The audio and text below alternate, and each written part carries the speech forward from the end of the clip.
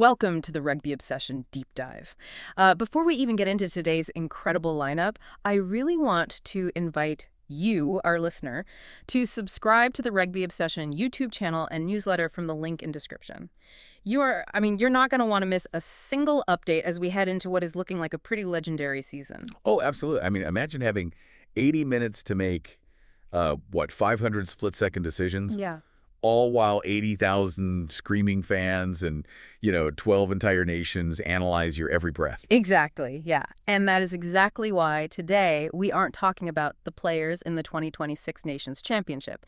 We are analyzing the absolute elite referees tasked with keeping this sprawling, chaotic cross-hemisphere tournament from completely derailing. So our mission today is to unpack the newly confirmed MASH official appointments from World Rugby for this highly anticipated July window.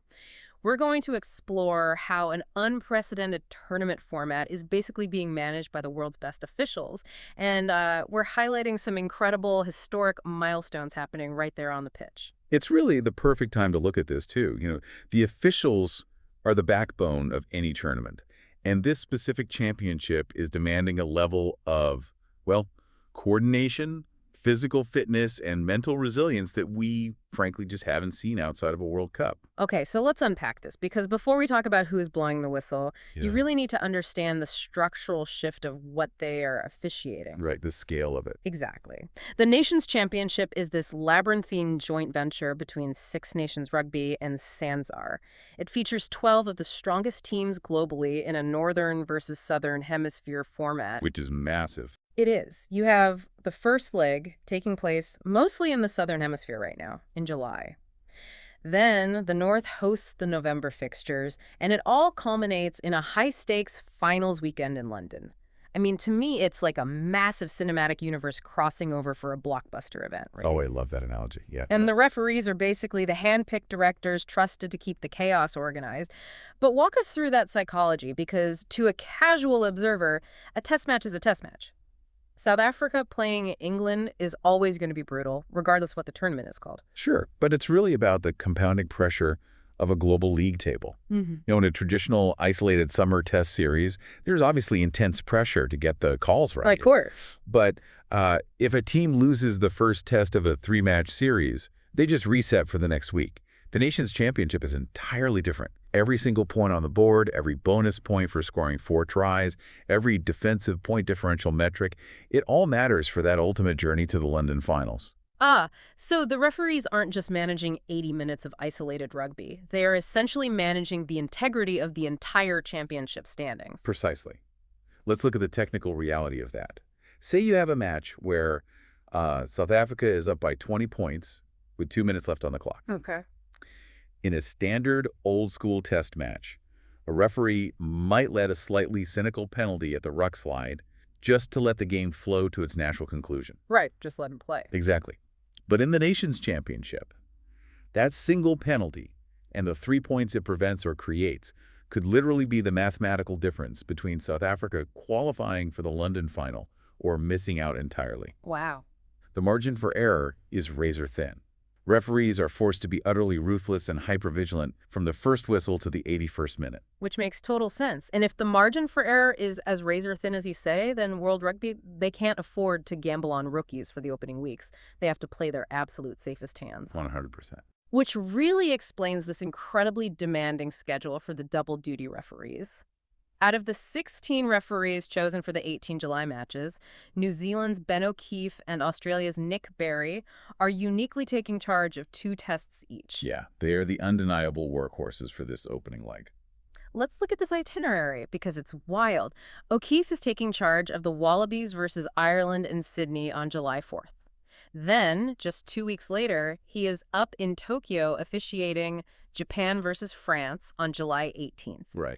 And meanwhile, Barry has Japan versus Italy in Tokyo on July 4th, and then he flies to Auckland for New Zealand versus Ireland on July 18th. It's a staggering physical and logistical challenge. But I want to challenge this strategy, actually. You say World Rugby sees O'Keefe and Barry as the gold standard, but, isn't giving them 2 high-stakes matches just weeks apart a massive risk? Yeah, Well, what happens if O'Keefe pulls a hamstring or, suffers extreme decision fatigue by the time time he gets to Tokyo.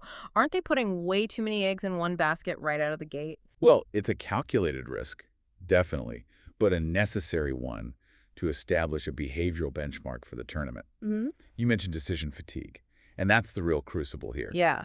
It's not just the jet lag of flying from Sydney to Tokyo. It's the tactical whiplash. Look at O'Keefe's slate. Wallabies versus Ireland is going to be a brutally physical, set-piece, dominant game. Right. Lots of heavy collisions. Exactly. He's going to be spending a massive amount of his mental energy managing the technicalities of the scrum engagement and the tactical kicking duels. Because the Northern Hemisphere teams, especially Ireland, they test the scrum and the breakdown very differently than Southern teams do. Oh, absolutely. Ireland will test his strictness on the defensive offside line constantly. Then O'Keefe flies to Tokyo to referee Japan versus France. Completely different game. The polar opposite. It will be a high-tempo, unpredictable, open-field transition game. He goes from managing a heavy, structured arm wrestle to refereeing an absolute track meet. Right. The cognitive flexibility required to seamlessly adapt your positioning, your pacing, and your communication style from one extreme to the other in 14 days. It's something only a handful of referees on Earth possess. So by throwing O'Keefe and Barry into the deep end twice, World Rugby is essentially broadcasting a message to the rest of the officiating pool like, this is the standard of adaptability and accuracy we expect for the entire nation's championship. That's it, exactly. They are the anchor points for the tournament's integrity. If they set a firm, consistent standard on things like the tackler rolling away at the breakdown, it forces the players to adapt early. Which makes the rest of the tournament run smoother. Ideally, yes. It makes the rest of the tournament cleaner and safer. They really are the anchors. And hey, if you want to stay anchored to the best rugby analysis out there as this tournament heats up, make sure you subscribe to the Rugby Obsession YouTube channel and newsletter from the link in description so you never miss out on these insights. Yeah, it really is the best way to understand the unseen mechanics of the sport as the nation's championship unfolds. Now, while O'Keefe and Barry are carrying an undeniably heavy load, this tournament is also providing the stage for an incredible individual milestone, something that honestly transcends the nation's championship itself. Oh, this is a great story. Right. On July 11th in Liverpool, Scottish official Hollie Davidson is set to referee Fiji versus England. This is a monumental fixture, and the context around it is just fascinating. It is historic. This will be her 50th test. Let's contextualize how rare this is. She is the very first Scottish official to ever reach 50 tests. Incredible. She's only the third female official to do it, and she is only the 19th official in the entire history of the sport to hit this milestone. She joins England's Matthew Carley and South Africa's Amy Barrett-Theron, who are also reaching the 50 mark in 2026. It is an incredibly elite club. And I want to push back on a common rugby narrative here. As fans, and, definitely in the rugby media, we absolutely obsess over players reaching 50 caps. Oh, constantly. We treat it like the ultimate badge of honor, presenting them with special caps and framing their jerseys. But honestly, I think an official reaching 50 tests is an even more impressive feat of endurance. I would completely agree with that. Think about the consistency required. Players have a team to hide behind if they have an off day. They have substitutions. Exactly. A referee is completely isolated. They are in the middle of the pitch for 80 minutes, making hundreds of micro decisions while physically having to keep pace with world-class athletes. And they have to do it with a thick skin, knowing the entire rugby world is scrutinizing every single blast of the whistle. Exactly. So beyond the historic nature of the 50th cap, let's talk about the specific matchup. Why Hollie Davidson for Fiji versus England? Because a casual fan might think referee appointments are just random geographical assignments, but we know World Rugby is highly strategic. Oh, it's highly targeted. What makes Davidson perfectly suited for the Fiji versus England match is her specific refereeing profile, particularly her incredible cardiovascular fitness and her philosophy at the breakdown. Okay, break that down for us. Well, Fiji's going to want a chaotic, open field, high-tempo game. They thrive in unstructured play. Davidson is one of the very few officials who can physically stay within 5 meters of that blistering action for a full 80 minutes. Right, because if a referee falls 15 meters behind the play during a line break, they have to guess on the breakdown penalties. Precisely. You can't referee what you aren't close enough to see. Furthermore, Davidson is known for being extremely strict on penalizing the tackler for not rolling away immediately. Which benefits Fiji. Exactly. England, defensively, will likely try to slow Fiji's ball down at the ruck to neutralize their speed. By putting Davidson in charge, World Rugby is basically guaranteeing a referee who will demand quick, clean ball, which plays right into the high entertainment value that the nation's championship wants to promote. That is a brilliant piece of insight. It rewards the listener to understand that these officials are cast for these matches almost as carefully as the players are selected for their squads. And looking at the bigger picture, the fact that we have multiple officials, Davidson, Carley, and Barrett-Theron, hitting this golden number of 50 caps all in the same year, speaks volumes about the evolution of referee development. How so?